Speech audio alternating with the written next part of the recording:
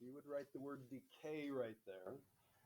Today and tomorrow we're going to look at different applications. Some of them will have to do with money, some of them will not. Warm-up question there. The price of your favorite shoes went up 15%. What percent do you actually end up paying for the shoes? Angela? 115%. She's correct about that.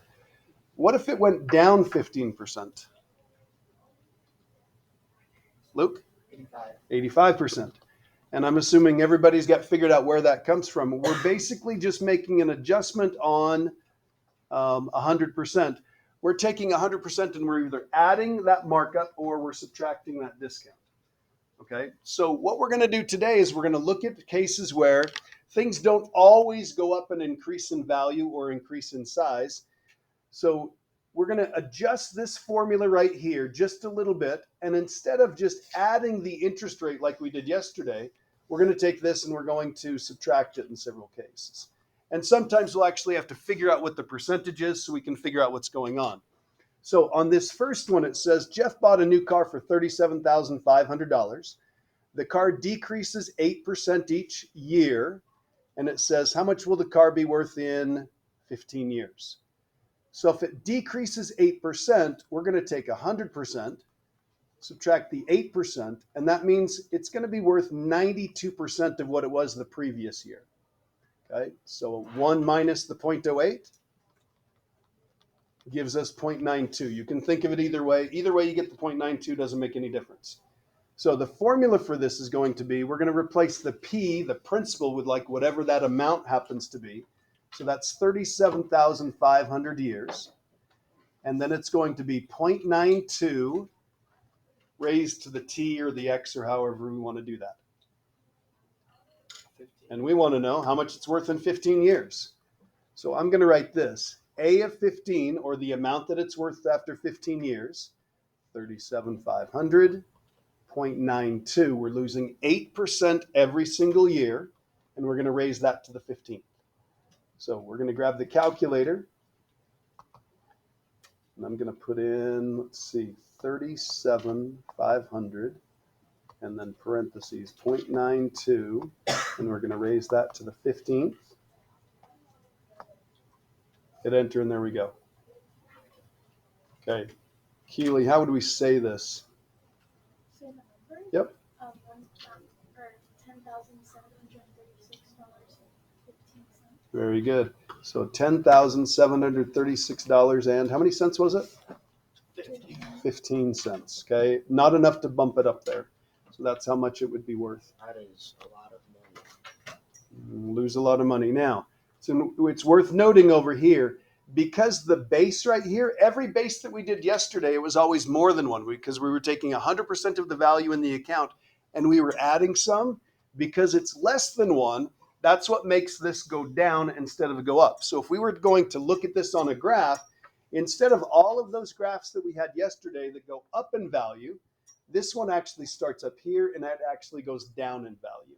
Okay, so we have exponential decay. So if we look at the next one, Mason, did you have a question? No, like connected in my head. Okay, good. All right, so look at the next one. The next one says a new laptop is worth $1,800. A month later, the price dropped to $1,665. Here's the first question. What is the rate of decrease, and label it using an appropriate time frame? So the discussion and the mess up we had yesterday kind of leads us to being really super careful on stuff like this. This says a month later. So because we're going to set this up, we can say, hey, let's just do this every month. It's dropping this amount every single month. So if it went from $1,800 down to $1,665, in order to figure out how much it dropped, there's a couple different ways that you can do this. So this would be $1,665 over $1,800. If you throw that in a calculator, so 1665 divided by 1800, whoops.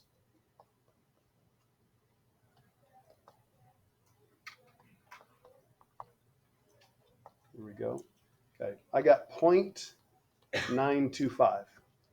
Now I want you to look at that for just a second and I want you to think.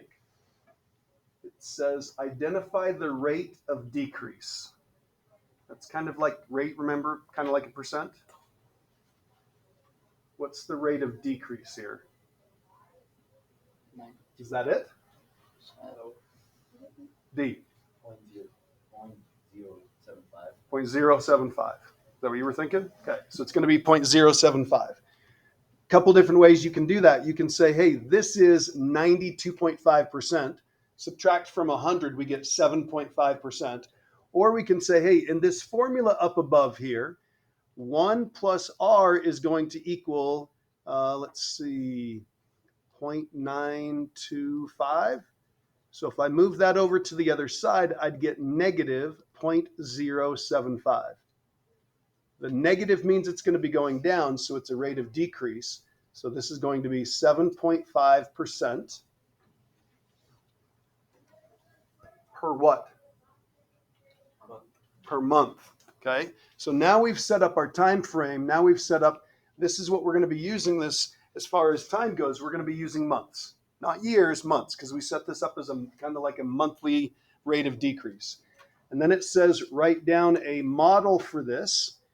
So the model for this is going to be A equals, it was worth 1,800 at the beginning of this time, kind of a stopwatch problem, okay? And then every single month, we only have 92.5% left. We could raise that to the T or the X or however you want to write it. So would you throw into your calculator and would you figure out how much is this worth after 9 months? I'm going to freeze this, figure out how much this is worth after 9 months.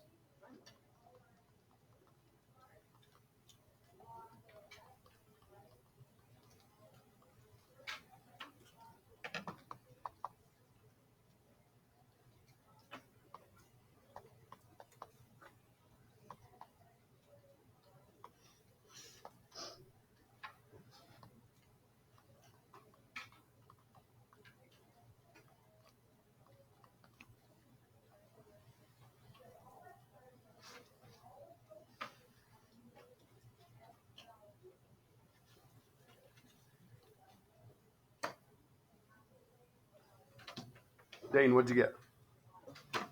$892.38. $892.38. Raise your hand if you got $892.38.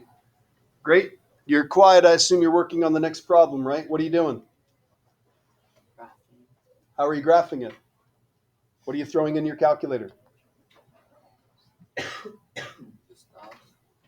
That stuff. First equation. Luke. 1,800 times 9.25 dx. Raised to the x. And the other one is the value that we're interested in. We're interested in when it's $500. And if I just hit graph, maybe I get lucky, maybe I don't. Hey, that last one that I happened to set up, the window that I happened to set up looks decent. Here's that exponential decay. It's actually going down. It's decreasing. There's the $500 right there. I'm just going to check and see the window. I went from -1 month to 20 months, and I scaled it by 1. And then I went from 0 to 1,500. Okay, could have gone to 1,800, and then we'd see where it started. I'm going to put, I'm going to put 100 here and 2,000 here, so we can get a full picture of that.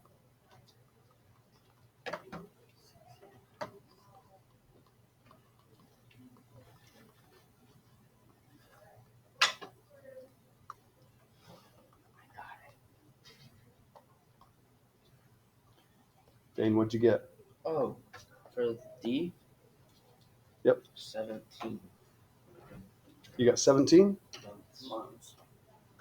17 months? So it says 16.43. That would be in months. Dane, can you explain to us why you said 17? Why did you round so much? Oh, because, like, you pay every month, and at 16, it's not going to be there yet.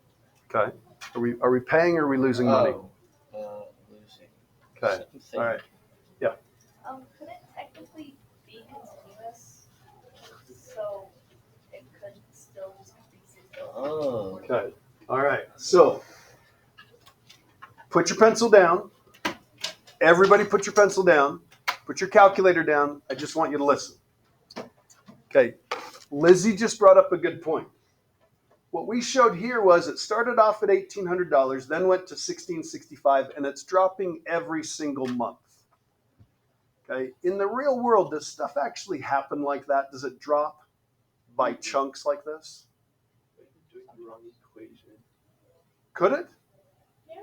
It could. Yeah. Okay, could we think of it as it drops this much and this much and this much? Let me give you an example. I guess it's just. Okay, if this was a car and you've got an example with a car. So here's the overarching argument here. You could make an argument either way, continuous or discrete. Okay, now, if you go sell this when it's a month and 2 days old, are you going to get a different price than you sell it when it's a month and 28 days old or something like that? Yeah. Maybe. It just depends. Okay? You could make an argument both ways. This, I would say, you've got a pretty good argument for this being continuous because of how quickly computers drop in price and all that sort of stuff. But when you start looking for cars, and I had somebody in my first period or second period say they got a car for Christmas. Oh, wait a minute. That was this class. That was this class, wasn't it? Okay? When you start shopping for cars, there's one factor that has a huge influence on how much the car is worth, and that's what year it is. So if you put the exact same car in, and one is a 2022 and one is a 2015, those are going to be different just based off the years, okay? Or a 2016 and a 2015, those are going to be different just off the years. So we could see some drops just based off how old something is, okay? So to some of the arguments that are going around here, yeah, you could make a case for one way or the other. The fact that you're thinking about it, that's what I'm happy about, okay? So I would be fine saying it's 16.43. I'd be okay going to 17 months. That would be okay. Would we ever want to say that it's going to be 16 months in this case? No. No, because it doesn't quite get down to that $500 mark. It's going to be close. Yeah. What would you prefer on the test? We'll try and be really clear on the test. I think you'll like the way we test this one. Okay? All right. So if we slide down to the next part, so we're going to talk about a law that comes up quite often. You're going to see this. I had a student at my house last night getting some tutoring from Bingham High School in Math 1050. They were asking questions about this very thing. So this is the law of exponential change, and you'll notice it's got an E in it. So this is definitely going to be continuous, okay? No argument about this. And we're going to put a K right here. So the law of exponential change is this. It's A naught e to the KT, and it's exponential growth if K is positive, and it's exponential decay if K is negative. And let's just be clear about what each one of these variables are. So A of t is the amount at whatever time t we plug in. A naught, we call that the initial amount, and that's pretty standard to have the little zero down there. We say A naught, that's the initial value for whatever variable that is. The K is the growth or decay constant, and T, of course, is time. So we're going to slide down here and we're going to take a look at a problem. Is it a theoretical question or a question about this? Why does it have to be E? That's my question. I'll talk to you about that later. All right, so it says a colony of bacteria grows can be modeled according to the function right here, where A is the number of bacteria and T is the time in hours. So a couple of key here. We're counting the number of bacteria. That's what A is going to represent. And we're counting time in hours. So we've got a unit of time. We've got a time measure here. So if we think about the x-axis, if you want to think about it that way, or the t-axis, it's going to be measured in hours. So I want you to look at that. Not really a math question. What's the initial number of bacteria?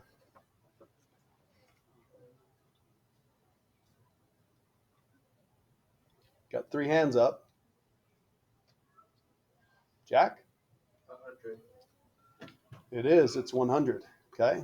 So 100 bacteria present initially, and you can tell that because it's this number right here. You could also tell that, everybody look, if you plugged in a 0, like when the stopwatch started, the clock reads 0. If you put a 0 in there, this would be a number raised to the 0, which is 1. 1 times 100 would just be 1.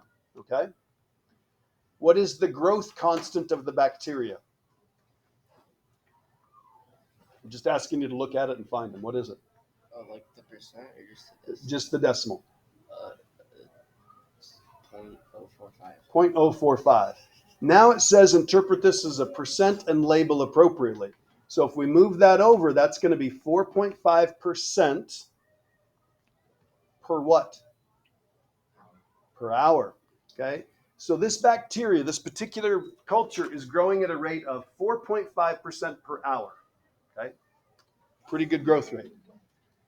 What is the population after 1 day? What do you do to figure out the population after 1 day? Yeah. We don't times it by 24. Since this is a time, we're going to do t equals what? Since we're measuring time in hours. Megan, you got an idea? No. Lydia, you got an idea? Colson, you got an idea? It would. It would be 24 hours, okay? Not a complicated thing. That's why the days is underlined, because if they change units on us, if our unit of measurement of time for this problem is in hours, and they say, hey, how much is there after a day? We have to change that into our unit of time, which is hours. So this is going to be, we're going to throw this into the calculator, 100e, and then we're going to do 0.045 times the 24 hours that we're going to let that grow.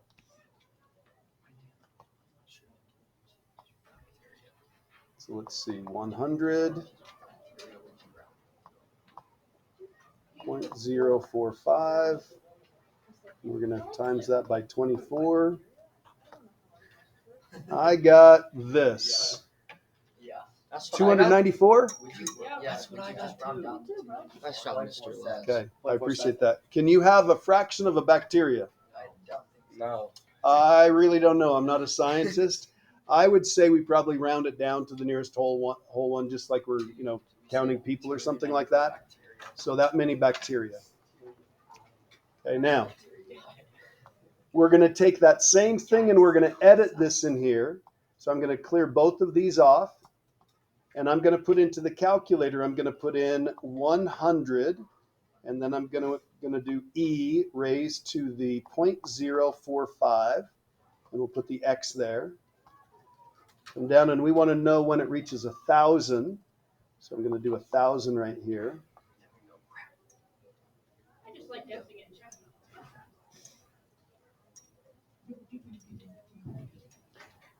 Maybe this works out if I just hit graph. No. Nope, not enough. Because it's going to take, we were only at 294 after 24 hours, so we need a lot more than that. So we're going to go to the window, and I'm going to go to, let's give it 100 hours. And we'll count by 10 there. And I only need to go to 1,000, so I'm going to go to like 1,200 there. There's our exponential growth. There it is. So we're going to trace that, intersect it.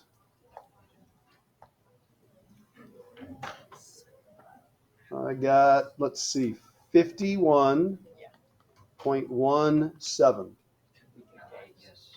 Hours. 51.17 what? This was the confusion yesterday. 51.17, yeah. What are we measuring in?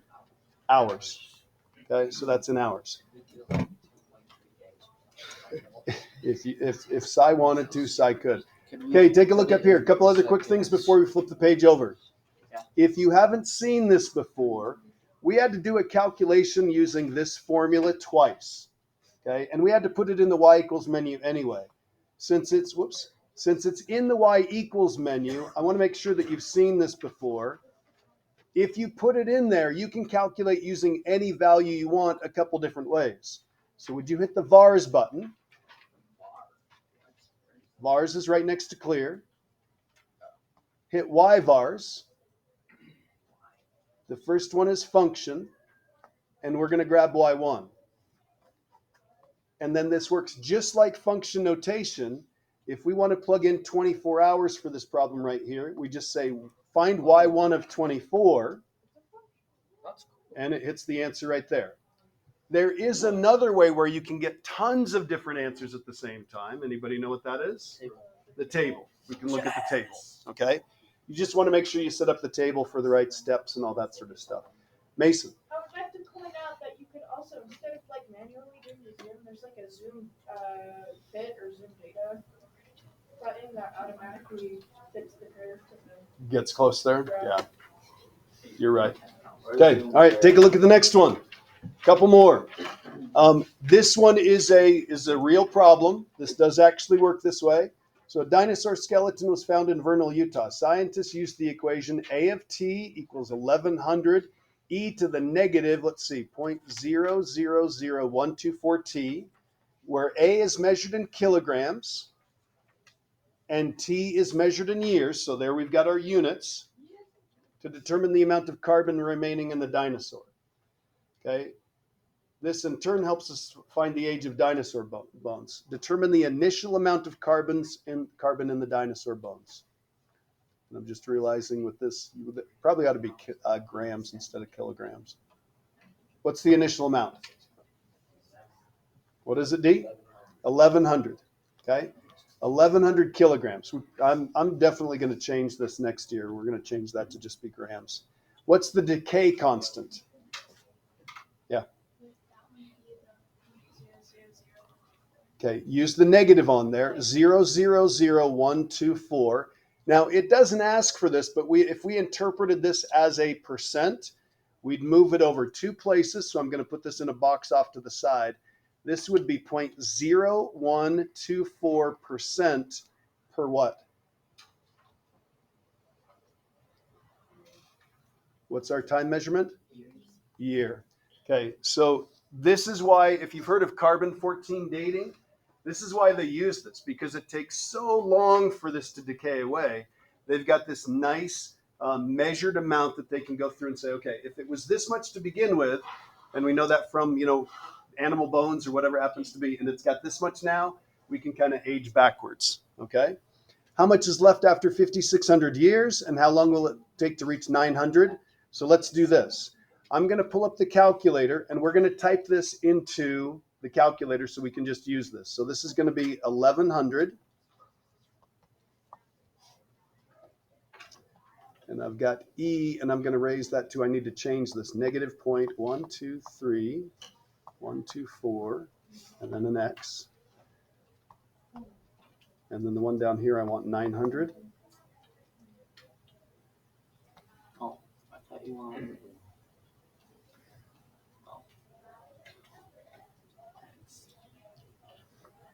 And we want how much there is after 5,600 years. So I'm going to do a couple things at once on this one. Okay, everybody got those in? Okay, go to the window. The x-axis is the time axis. So I need to go to at least 5,600 years. So what I'm going to do is I'm going to go to 10,000 years. And I'm going to count by 1,000. And there was 1,100 to begin with, and it's just going to go down. So 0 to 1,200 actually is pretty good. And I'm going to hit graph. And I'm going to do both of these things at once. So everybody watch. Okay. Hit trace. Okay. Don't forget, if you're on a graph, the calculator will find the function value wherever you want. So this right now is at 5,000 years. I want to know what it is at 5,600 years. So I can literally just, because I'm in trace, type 5,600, hit enter. And instead of having to type that in as something separate or bring up y-vars or bring up the table or anything, I'm on here. It just calculated the amount after 5,600 years. So that's going to be 549.31. Okay. If we change this to grams, that would be how many grams there are. It is, but I just realized I haven't read through this clearly.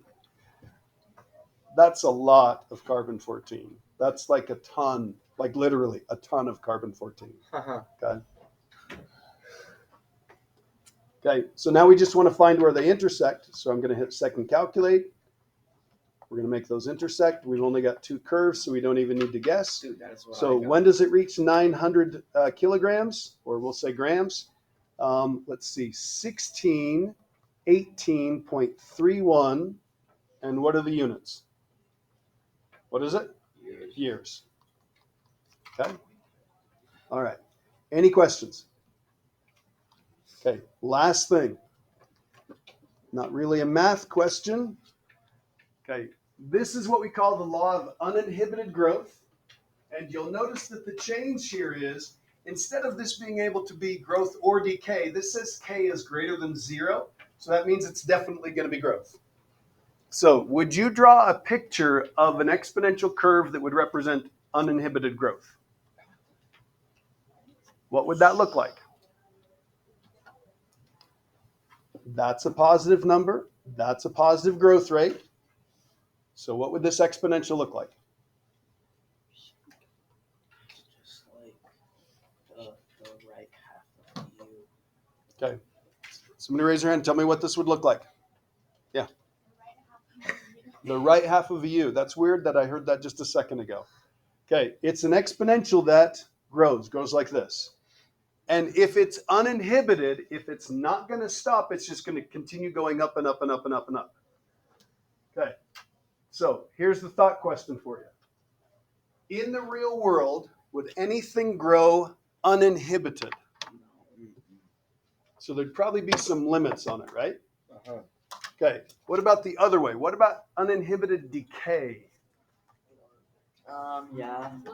It would. Well, no, can it have to stop at some point? It would just be gone.